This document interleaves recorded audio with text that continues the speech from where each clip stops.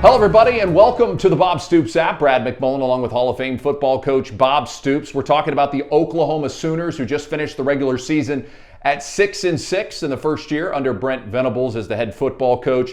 Not the season we expected out of these Sooners. Yeah, not at all. But listen, I'll start with I've got total confidence in Brent, the coaching staff, in moving forward.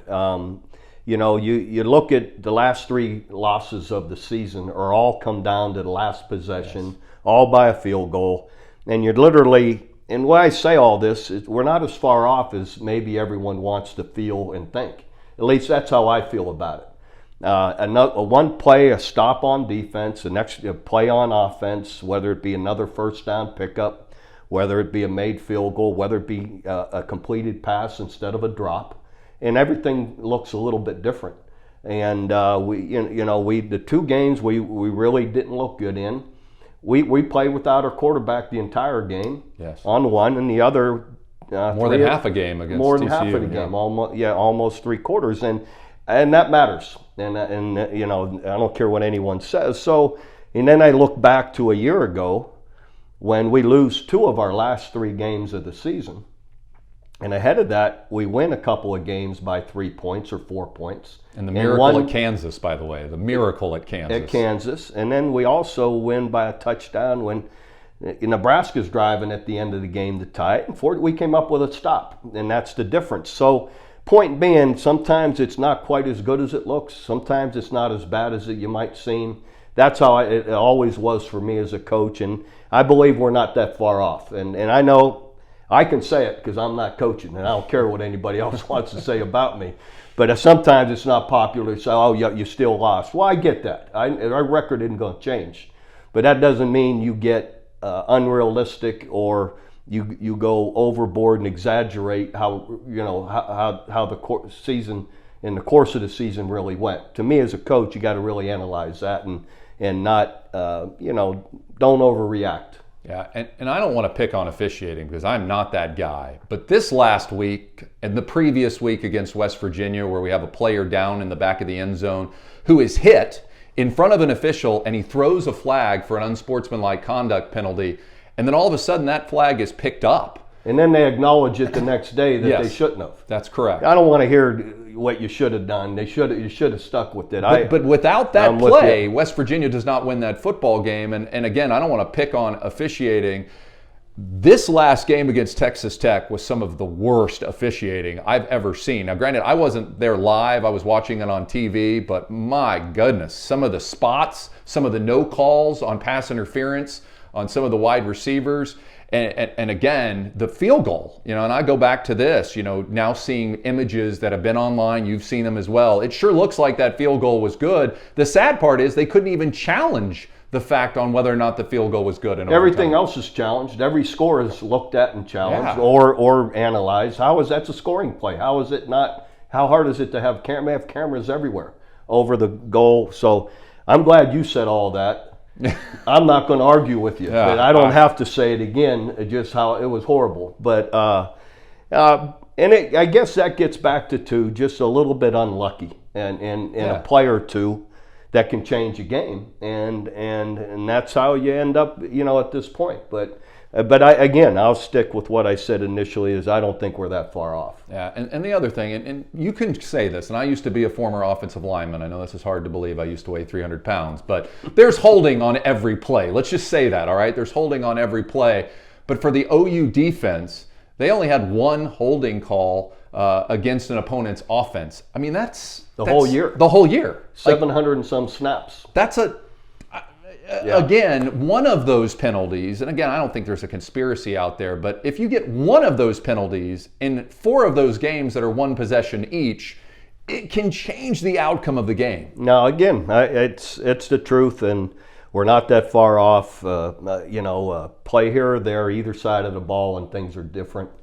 And but that's what we've got to be better at is that 1 or 2 plays. And I'm not taking away that it's all luck. I mean, to me, it's playing and coaching together. You have to be able to make 2 more plays to change that game. And that's, but they'll do that, I believe. All right, let's talk about the future of OU football. It looks really, really bright. Let's talk about the players that are leaving, that have decided to hit the transfer portal. They have a common theme, though, on their social media feeds. They love the culture of OU football, and they think the future is very bright. They're just doing what is best for them personally when it comes to playing time or potentially the NFL draft. And you look at recruiting right now, Oklahoma, according to ESPN, in the top 4 in the country for recruiting high school players. That's a big deal. Sure it is. As we said multiple times, recruiting's your lifeblood. You're only as good as the players you're putting on the field, and they ultimately win and lose by making plays or not making plays. So it's a big deal. They're recruiting hard. They're recruiting well. Players leave for different reasons. You're right, whether it be more time on the field or a different style of defense or offense, whatever. So be it. I always wish them well, and I'm appreciative of what they did for us at the time. But I count on our guys to continue to build our roster with players that fit what we want to do. Yeah, and the coaches know players that are in the portal, and they're going to go after that as well as the high school athletes. But you got to be really excited when you see these marquee names, some of the best players in the country at their position, choosing to play at the University of Oklahoma. And the players were echoing this. When you watched the games last week, and you saw stadiums all over the country half empty. They had the Civil War, Oregon and Oregon State. They put them all on one side of the field just to be able to show that there were people at the game. But OU and OSU, it's 28 degrees outside. The complete stadium is packed. There's demand out the wazoo for tickets, and that's Oklahoma football. Sure it is. We got a great fan base. We have, through decades, they're always going to be here, and we've got a bright future. I truly believe that, so we're not going away.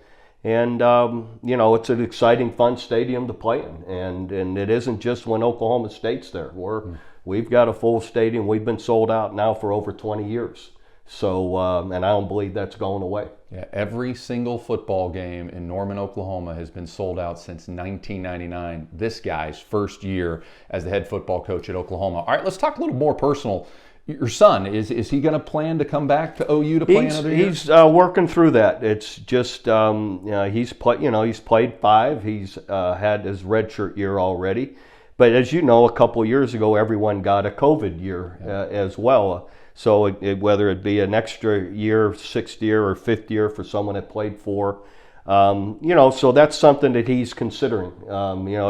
It's more just his life goals and what he wants to do. And, you get to a certain point as a young person that I've done this enough and it's time for the next step in my life or not. Maybe it isn't. And I think there's a lot to consider there for all these young men, that are going through this or, just what's the next step in your life and how do you want to take it, So that's something that he's, just still has to think through. I know there's a young kid in the McMullen house that the Christmas list is number 1, PlayStation 5, number 2, Drake Stoops coming back for Oklahoma, Dear Santa. So I'm just letting you know that there are people out there that would like to see your son play another year for the Sooners. Well, I appreciate that, and the fans have been great to him. He loves playing here.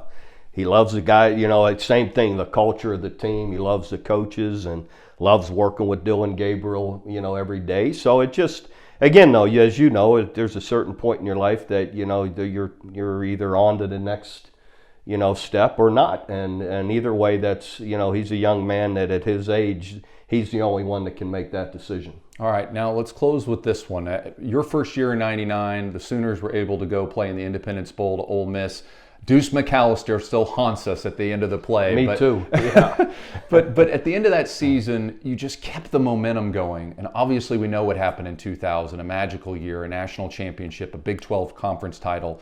What does Brent Venables and his staff need to do to continue the good things, right? The good, positive things that have been going on in their first year to maximize the full potential in year 2? Yeah, I think these, this next month is really a big period of time to continue to build your culture, continue to, to work towards a bowl game where you get a lot of younger players, a ton of opportunity to practice. You go through your bowl practice, but you can spend the last half hour with all the younger players on the field in a scrimmage, building the next year. You treat some of it like spring practice, where all these, I used to put the seniors, you all take a knee for the next 30 minutes, coach your young guys up, and we're going to go at it here for about 30 minutes with all the guys that haven't played as much. And you get a lot of development. It's kind of like, spring ball, where you get 15 practices. You get 10 scrimmages where they're mini spring, it's almost doubling your spring practice. So a lot of that really helps. And so they'll, again, continue to build their culture, practice these young guys, prepare for the bowl game, and continue to recruit, continue to, to build the roster the way they are. Yeah, you've got expectations and you got realistic expectations. I think Sooner fans, their realistic expectations is to win them all every single year, no matter what. Sure. But I can remember us losing the Independence Bowl. They tried to give me a second place trophy at the bowl. They wanted me to bring the team up in the locker room to present the second place trophy. I said, look, you guys have given us a great week. I appreciate you, but we're not doing that. So I told Matt McMillan, I said, you lose that trophy, okay, somewhere. I don't ever want to see it again. But then we were on the bus. Everybody's quiet. It's to change. It's from 99 to 2000 to change of the century, and I'm like, everyone's quiet. I said, it was like midnight as we're driving back. It turned midnight. I said, everybody lighten up. I told the bus, the guys don't want to talk after the lose. But I said, everybody lighten up. We got bigger things coming here at Oklahoma. No, don't worry about it. Go home to the hotel, enjoy your friends, your family, among each other. Have some fun, relax. We got bigger things coming. And sure enough, we go 7-5 that year, but we, go undefeated the next season. So, we're going to continue to build here. There are a lot of bright spots. I mean, you look at the Nebraska game, you look at the first quarter against Texas Tech, you look at the way they battled through the season in a lot of different ways. That first quarter against Oklahoma State, some of the best football we've seen in 20 years. So there's a lot of potential. And again, recruiting. And if this happens, if it looks like what you see on paper actually happens and we see those people sign and join the football team, the Sooners are going to be really good. Yeah, and again, we'll continue to build it, continue to get more consistency, continue to build the culture that Brent's, looking for. And I believe, we have a lot of positive coming. That's right. No one's won more football games since 1950 than Oklahoma. No one's won more conference championships than Oklahoma, more Heisman trophies than Oklahoma. This is a program that is used to winning. That's right. And again, we're not far off, I believe, right now to just continuing those ways. Going to be fun watching the Sooners in the bowl game, and we'll find out who their opponent will be later on this weekend. For Coach Bob Stoops, I'm Brad McMullen. Remember, for videos anytime, just tap on our video tab.